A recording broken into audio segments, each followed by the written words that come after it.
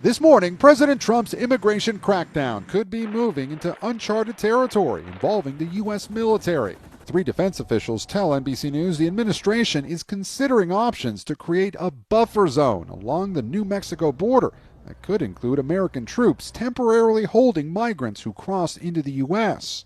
The plan has not been approved, but comes as the White House continues to test the limits of executive power. Americans can absolutely expect to see the continuation of the mass deportation campaign. Señores, Donald Trump sigue demostrando que su política migratoria no conoce límites. Ahora su administración está contemplando un plan que podría llevar a militares en servicio activo, a comenzar a retener migrantes en la frontera. Quiere que el ejército actúe como una fuerza de contención contra quienes buscan una mejor vida en Estados Unidos o, como muchos dicen, el sueño americano. Sean bienvenidos a Políticamente en Desacuerdo. Señores, hoy veremos cómo es que Donald Trump y su administración planea enviar militares para que retengan a migrantes en la frontera. No es lo único que veremos, ya que, como bien saben algunos, Estados Unidos acaba de rechazar la solicitud de agua de México, mientras se abre un nuevo frente de batalla.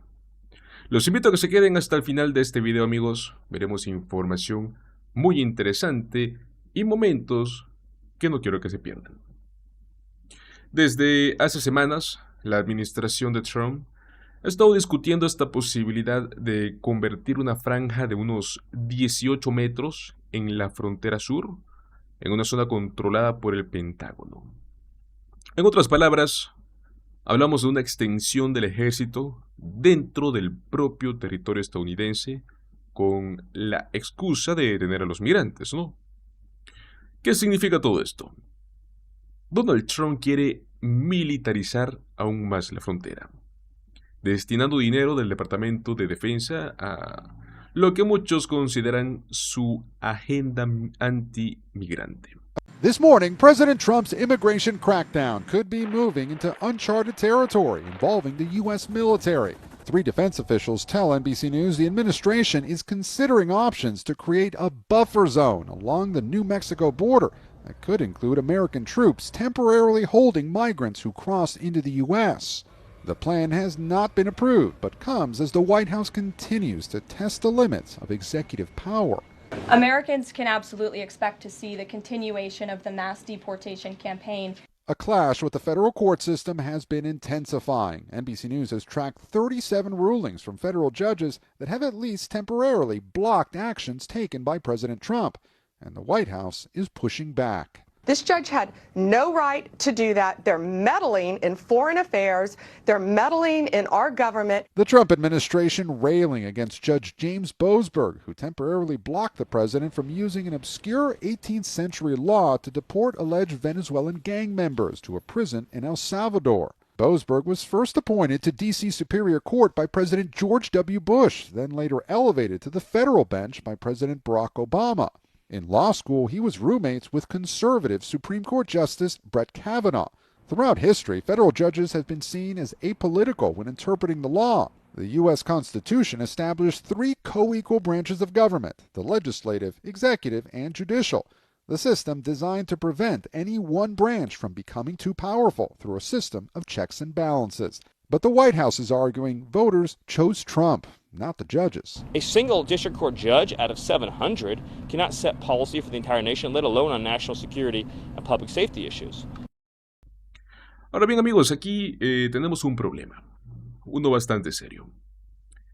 Existe una ley llamada Ley Fuerza del Condado. Esta prohíbe que el ejército participe en labores policiales dentro del país.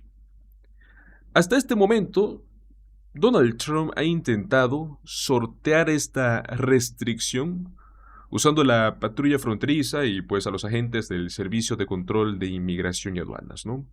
Para hacer lo que muchos considerarían como el trabajo sucio. Pero ahora con este nuevo plan, estamos hablando de que los militares podrían retener a los migrantes bajo un argumento, etiquetado como invadiendo zona militar. Así es, lo llaman retención, no detención, para que de este modo no tengan que admitir que estarían violando la ley. Ahora imagino que se dan cuenta, ¿no?, de lo peligroso que es este precedente. Funcionarios del Pentágono ya han salido a expresar dudas sobre este plan y bueno, con mucha razón. No solo podría ser algo ilegal, sino que también pone a los propios soldados estadounidenses en una posición muy delicada.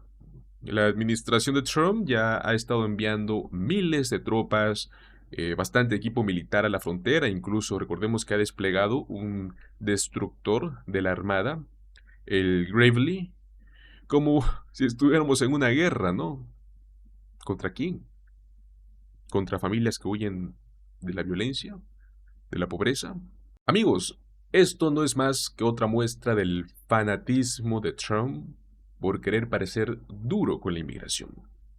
El tema de la economía, que es su fuerte, no le ha funcionado. Ahora quiere pasarse al segundo tema, la inmigración. Uno de los temas que más mueve a su movimiento MAGA. Desde que volvió al poder ha estado intensificando las deportaciones, hemos visto cómo ha chocado con jueces federales y ahora pues busca, ¿no?, formas más extremas de poder tal vez no solo frenar el flujo migratorio, sino que intentar mostrar que sí lo está logrando. Recordemos, en su primer mandato él ya intentó utilizar instalaciones militares como Guantánamo para poder detener migrantes. Ahora quiere convertir la frontera en una base militar improvisada. ¿Hasta dónde estará dispuesto a llegar? Es una pregunta muy interesante. Ahora quiero que escuchemos por un momento las palabras de la presidenta de México, Claudia Sheinbaum, en temas de seguridad y aranceles. Pongamos el clip. Le comenté pues de la reunión que había habido en Washington con su equipo de seguridad, nuestro equipo de seguridad, el Procurador General de la República, el Fiscal, General de la República de México y su fiscal, esa reunión que hubo en Washington, donde se llegaron a una serie de acuerdos de cooperación y colaboración en el marco de nuestras soberanías. Entonces le dije, estamos teniendo resultados, presidente Trump. ¿Por qué ahora que puso las tarifas, pues cómo vamos a seguir cooperando, colaborando con algo que daña al pueblo de México? Y no fue ni amenaza, nada, sencillamente entiéndame a mí, que para mí lo más importante es mi pueblo y que yo necesito pues seguir colaborando y cooperando con ustedes, pero necesitamos pues igualdad de circunstancias, ¿no? Él al principio pues planteó que se quedaran las tarifas y luego revisáramos, en fin, hubo un diálogo. Y pues le seguí informando pues de muchas cosas que hemos hecho en México en relación a la seguridad. Incluso la decisión que tomó el Consejo de Seguridad de las 29 personas privadas de la libertad que se enviaron a Estados Unidos. Es decir, los resultados que se habían tenido en estas fechas, las detenciones, etcétera. Y él finalmente pues nos hizo la propuesta de enviar todo al 2 de abril en una revisión distinta, que es la revisión pues ya de tarifas recíprocas. Y yo le planteé también que pues entendía su preocupación de el déficit de los Estados Unidos, pero que pues era mejor seguir trabajando, dialogando juntos. Yo la verdad quiero decir que fuimos tratados con mucho respeto. Digo fuimos, porque sí es a la presidenta de México, pero es al pueblo de México, porque yo represento al pueblo de México. Que todo lo planteamos siempre en este mes y siempre lo vamos a plantear por convicción, que se puede colaborar, coordinarnos, hacer muchas cosas juntos, siempre en el marco de respeto a nuestra soberanía, que es la posición que siempre hemos planteado. Entonces, realmente, por eso la publicación dice gracias al presidente Trump, porque México fue tratado con mucho respeto. Y pues llegamos a este acuerdo que realmente beneficia a ambas naciones. Seguir colaborando, cooperando en distintos temas y al mismo tiempo, en el marco del respeto entre nosotros, mantener esta cooperación. Creo que… Aquí está la ironía, ¿no? A pesar de toda esta militarización, el número de cruces ilegales ha disminuido drásticamente desde diciembre. Entonces, ¿para qué aumentar con medidas extremas? La respuesta es simple. Puro show político. Donald Trump quiere vender la imagen de un presidente implacable con el tema de la inmigración. Como lo dije, alimentar su base de seguidores. No se trata de seguridad nacional, amigos. Pura propaganda. Ese es el verdadero rostro de la política migratoria de Trump. Una obsesión enfermiza con el control y la represión. Mientras más avanza su gobierno, más evidente se hace que no le interesa una solución real. Quiere una guerra simbólica contra los migrantes. Amigos, no es lo único que hemos visto. Apenas hace unos 2 días, si no me equivoco, Estados Unidos tuvo que rechazar la solicitud de agua de México mientras se está abriendo este nuevo frente de batalla. Lo que está ocurriendo tanto entre Estados Unidos con México, con el tema del agua, yo creo que es el claro reflejo de una de las tensiones más grandes en este momento entre ambos países, aparte de la inmigración. Estados Unidos acaba de rechazar esta solicitud de agua de México y creo que todo esto ocurre, como les mencioné al inicio, en un momento muy tenso, ¿no? ¿Hay coincidencias aquí? Lo dudo mucho. El Departamento de Estado anunció que por primera vez en la historia, señores, rechazaron una petición de México para poder recibir un envío especial de agua. Esto estaba destinado para la ciudad fronteriza de Tijuana. Según ellos, el motivo es que México no ha cumplido con sus obligaciones bajo el Tratado de 1944. Un tratado, pues, que regula el reparto de agua entre ambos países. Este tratado establece que México tiene que enviar agua del río Bravo a Estados Unidos, mientras que el gobierno estadounidense debe hacer lo propio con el río Colorado para abastecer a México. Pero con el tema del impacto en el cambio climático, el crecimiento de la población, el aumento en la demanda agrícola, los recursos hídricos están al límite. México se ha atrasado en sus entregas, pero esto, amigos, es debido a una sequía severa en el norte del país. Los agricultores estadounidenses no han tardado en quejarse, ¿no? Alegando que todo esto, pues, termina perjudicando su producción. Pero, amigos, acá hay 2 historias de 2 lados muy distintos. Well, welcome back. Well, the United States is rejecting Mexico's request for a special water delivery to Tijuana.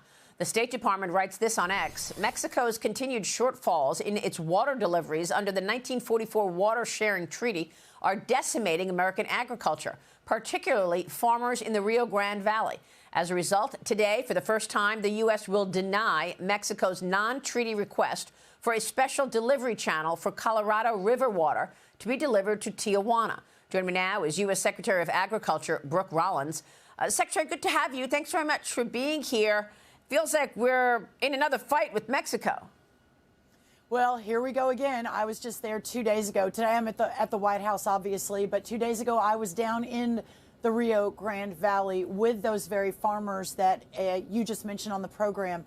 They are absolutely decimated. It is close to, the sugar mill has closed. There were only 3 states in the country that were had a sugar mill. Texas has now closed ours. Now we're down to 2 states because of Mexico not living up to its part in that water treaty. We released some additional funds, thanks to Congress, to help those farmers down there. But listen, that's not a short-term fix. The fix is Mexico must live up to their side of the agreement. And hopefully we'll see some changes. I think the president is ready to really engage on this. Well, you were also in San Juan, Texas yesterday. You did a roundtable on the challenges that farmers and ranchers are facing in the Rio Grande Valley. What specific challenges do you see, and how is it impacting their ability to do business? Listen, they don't have water, and these are third, fourth, fifth, sixth, and seventh generation farmers that I and Senator Cruz and Congresswoman De La Cruz met with. And for the first time in decades, in generations, in 100 years, they can't plant their crops because they don't know whether they will have the water. Okay. One farmer there, Maria, actually talked about how he normally plants 6,000 acres of citrus. He's now down to 4,000, potentially down to 2,000. And not only can they not survive, right, these farms will close, but Mexico is planting on their side of the border, Chihuahua and other places, pecan trees, other things that take a ton of water so that they're not delivering to our farmers. They're decimating our farmers while they're building their agriculture industry and breaking the agreement under that 1944 water treaty. But no more, no more. Okay, well, we'll be watching that one. I also want to get your take on President Trump's executive order yesterday. Of course, he signed an order dismantling the Department of Education. Secretary, is this going to impact the Department of Agriculture's ability to run the National School Lunch Program? No, it will not. And listen, I worked with the president in the first term here at the White House in his West Wing, on his West Wing crew. And then in the interim, the 4 years in the interim, obviously launched the America First Policy Institute. Education has always been a massive part of this president's vision on how we take the country back. But most of that was how we return that to the states, how we let the states and the locals under the 10th Amendment of the Constitution, where it should be, how we let them run their own education program. As it relates to USDA and our school lunch program, that is a USDA program. It will continue. We're going to refine it. We're going to reform it. We're going to better align it to make sure it's achieving its stated goals, which, as we're now realizing, so much of the federal government is not achieving their stated goals, their original mission. But yeah, that will not affect the work in the school lunch programs. And I think what Secretary McMahon is doing with her leadership there in implementing the president's vision is just a game changer for education in this country. Yeah, well, I mean, certainly many states look forward to it. They feel that they could do a better job than the bureaucracy of the federal government. But you're facing a deadline today, the Agricultural Department facing a deadline today to release $10 billion in economic assistance for farmers.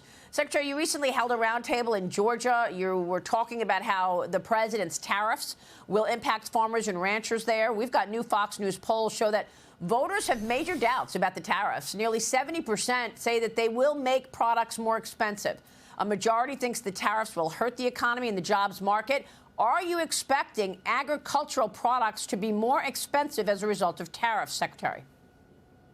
This president's vision of tariffs being such an important part of his toolkit as he begins to realign the economy to put America first, to put our men and women, our families first. Everybody knows, and when they voted in November of 2024, they knew that's what they were voting for. And so as we see the president begin to roll out, as we see him hold accountable Canada with their 250% tariffs on our dairy products, as they see him hold accountable Mexico, China, all of these countries where, you know, we have a 5% on our end when our products go out.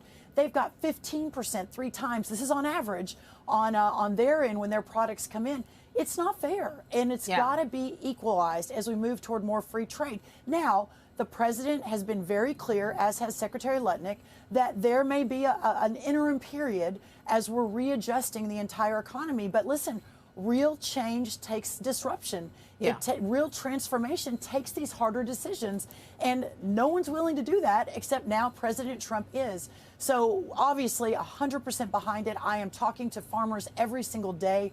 They know that the president has their back. They know and are prepared for potentially, you know, an interim period as we move toward what the president has said is the greatest age of prosperity, not just for all Americans, but for our farmers and our ranchers as well. Well, I mean, it's interesting because I don't think anybody understood the significant difference in tariffs. I mean, I don't think people realized a 200 tariff was there while we were giving a much lower one, or that we're at 5% and somebody else is at 15%. So the president has certainly spotlighted an important issue there.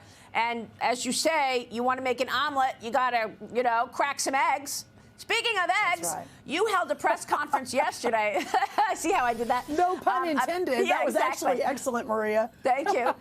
You talked about the response to the bird flu outbreak yesterday and the price of eggs. You say that the agency is ramping up eggs imports from South Korea and Turkey.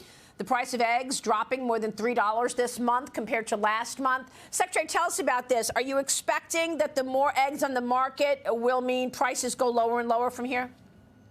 We are very hopeful, and in fact, I brought, just in case this came up, I brought a chart for you. You can see the cost of eggs and how it has increased and increased and increased. And then as the president began to roll out the vision and our plan about 3 weeks ago, you can see almost a 50%, I think 53% decrease in the cost of eggs in just the last 3.5 weeks.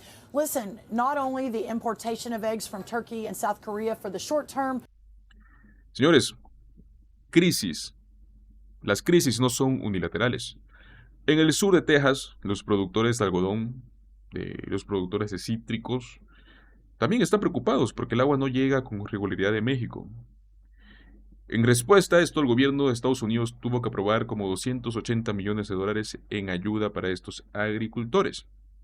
Ahora bien, como era de esperarse, pues figuras políticas como Ted Cruz no perdieron la oportunidad de poder utilizar esta situación y convertirla en lo que siempre lo convierten los republicanos, un arma política. Afirmó en redes sociales que trabajará de la mano con Donald Trump para poder presionar a México, asegurarse de que Texas reciba esta agua. Mientras Estados Unidos sale a quejarse de la falta de cumplimiento por parte de México, en su propio territorio están enfrentando problemas similares. El río Colorado, del cual Tijuana depende de un 90%, amigos, también está en crisis. Esto se debe al mal manejo del agua en el suroeste estadounidense. Gran parte de este caudal es destinado del mismo modo para agricultura, ¿no? En especial para lo que es la ganadería. ¿Por qué no se habla de esto? Por si fuera poco, este conflicto por el agua también se da en un contexto donde Donald Trump nos está demostrando un discurso endurecedor contra los países latinoamericanos, particularmente, nuevamente, en temas migratorios. Hemos visto que ya él desplegó tropas en la frontera, está volviendo a amenazar con utilizar al ejército para retener a migrantes, los aranceles a México, aunque por ahora creo que sigue suspendido hasta el 2 de abril, si no me equivoco. No nos engañemos. La estrategia es clara. Va a utilizar cualquier excusa para justificar medidas más agresivas contra México, como con otros países de la región, sin olvidarnos de Canadá. Señores, lo que está ocurriendo con el agua solo es un síntoma. Es un síntoma de un problema mucho más grande. La crisis climática está poniendo a prueba los acuerdos internacionales, las amistades históricas. En lugar de buscar soluciones conjuntos, Donald Trump y su equipo prefieren convertirlo en un nuevo frente de batalla. Pura batalla política. Como siempre, buscando culpables en lugar de soluciones. Aquí la pregunta clave es, ¿realmente, amigos, se trata de un problema real o es simplemente una excusa para terminar de endurecer estas relaciones históricas? ¿Ustedes creen que esta decisión tiene un trasfondo político? Los invito a que me dejen sus opiniones en los comentarios. Muchísimas gracias por acompañarme hasta el final de este video. Recuerden que si me quieren apoyar, regálame un like, compártelo el video con tus amigos y suscríbete a nuestro canal Políticamente en Desacuerdo. Nos vemos en el próximo video y hasta luego.